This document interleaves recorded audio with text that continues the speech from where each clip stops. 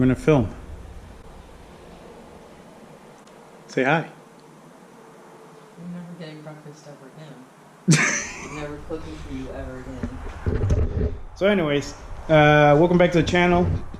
Today I'm gonna be installing my fan, and for those of you that care, here's an update on this pile of crap.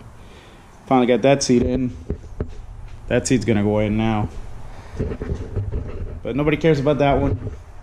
We care about the fans that are going in that. And pretty much, as you saw in an earlier video, I'm working on some wiring. And this is going to be kind of like a twofer, since I'm going to be working on that and doing this at the same time, since I'm going to be removing the Intrepid dual fan and replacing it with the one that is on top of the Corvette.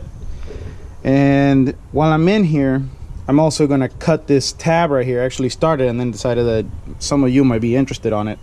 So I have this aluminum radiator, and it has this aluminum cap here, which it's wearing against that. It's not going to leak if it wears through, but it just would make it fit better. It'll close the tanks onto this, and all I would have to do is put a little bit of rubber hose on there. So I'm going to cut the stab off, and then I'm going to put the billet radiator cover and the fans with the aluminum shroud.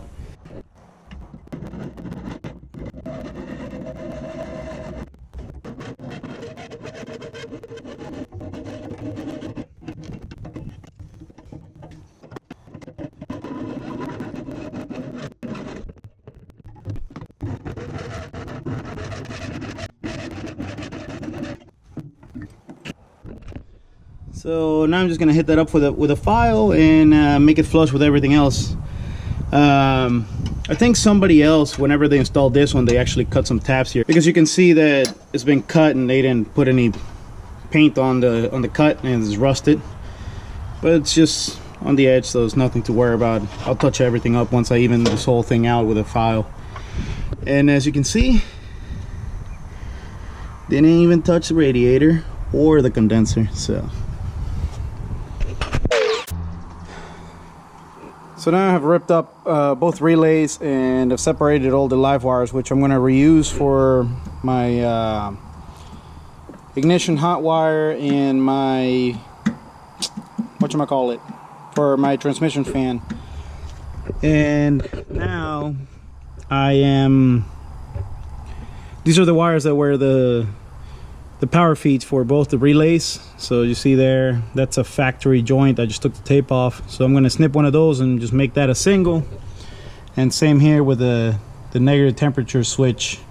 Pretty much you can see here where I snipped off the other one. That way I have single signals, and yeah, now I don't have as many wires. And pretty much what's going to happen is that I'm going to reuse the plug for the fans, and what that's going to do is that it's just going to take the signal from here straight to the relays that are for the fan all the way over there.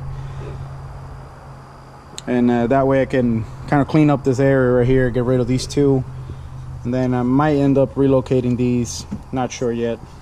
Whatever gives me a clean install. And this whole thing's been a bit of a headache, because if you go by the diagram, it says that this green wire coming from the passenger side over is the low speed fan control, which according to this is supposed to be a positive.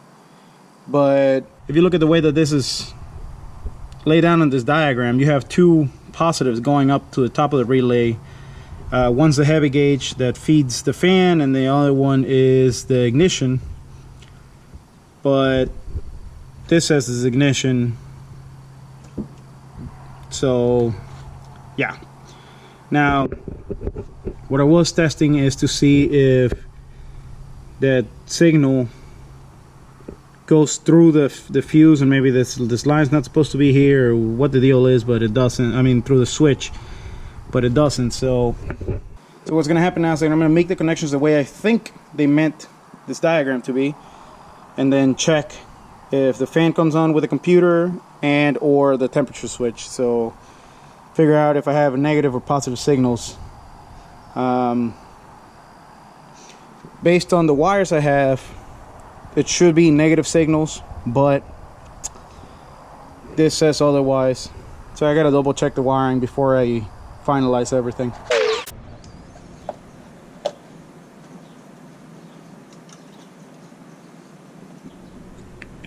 I'm just awkwardly recording. Hopefully that'll be to like some intro music so they don't hear me speaking. So anyways, jumping into Damian's build while I'm doing my radiator. I don't know if you guys remember from a previous video, but this engine was pretty filthy. It was all bare aluminum and cast, and we decided to take it apart and paint it. And as you can see, the thing is looking pretty sweet. Oh. Every time. Oh. Silent Hill. Every time, dude. Silent Hill. Yeah, we're shooting in linear. No, we're shooting in wide. Let's go to linear. All right, there you go. Back on linear. Well, then you might as well record the whole intro all over again. Yeah, it's all good. I was just gonna point out how lazy you were by not matching this, like cleaning the top of these things. I don't want it like that. It's the, I don't know, like this, it just looks like you spray bombed it. You put a little contrast and it looks really nice. All right, well then you do it. Oh, this is not my car. It's your car. What we gotta do is push a little bit and we're on it. It's in. It's in? Yep. All right, so you want me to what, push? Push this way.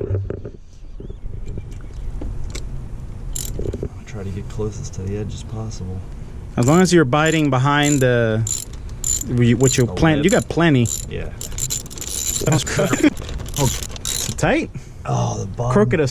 Yeah, it is. Shit, why didn't you point that Nope. out earlier? For the views.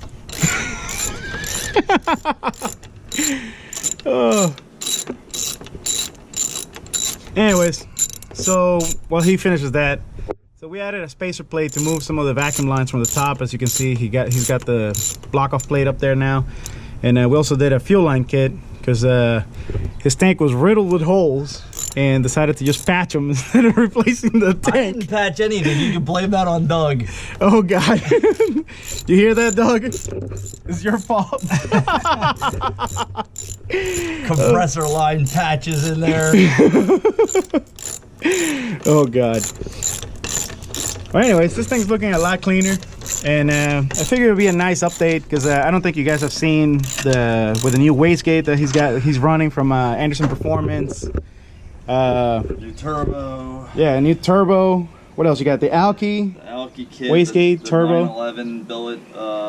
torque converter, and and XFI dash. I don't know. a lot of money. So anyways, we took off this oil cooler out of his car because his tuner and I, and pretty much himself too, we think this is a restriction, and here's why. See that hole there? That looks to be about, I don't know, 3/8 to maybe, I don't know, shit, I would say 5/16, but I don't know. Anyways, whatever. So it's a small hole. It's a lot smaller than the 1/2-inch feed that the pump has. So if you saw in one of my previous videos, that pump down there, the main restriction is where it goes into the block, which you actually drill out to a 1/2-inch, and this defeats any of those modifications that you do to get more oil into the engine. And this end of it actually goes into the radiator, which you can see there where I put the little paper towels. Here's the light. Look at the size of that little tiny hole. So imagine all your oil pressure, pretty much all your oil pressure is before this, or unless it's actually before the feed, but then you're actually creating you're putting a lot of strain on the oil pump, unnecessarily, because it's trying to pull all this oil through those tiny holes. That's your tech tip for the day.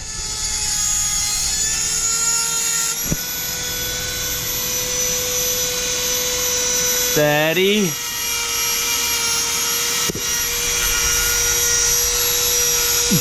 This guy. Steady. Oh God. Butchering.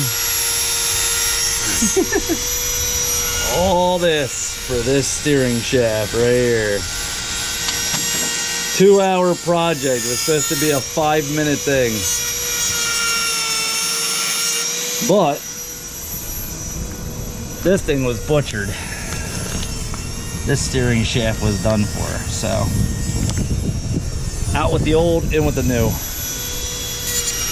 Kind of funny you're recording. You're actually doing some work, so I can record finally. Hey, I work on my car. I saw pictures of your wife working on your car. I never see pictures of you working on your car.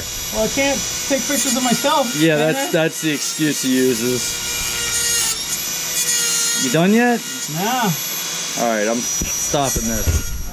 So anyways, we just did a steering shaft, and then this fucker over here is giving me shit while I'm working on his car.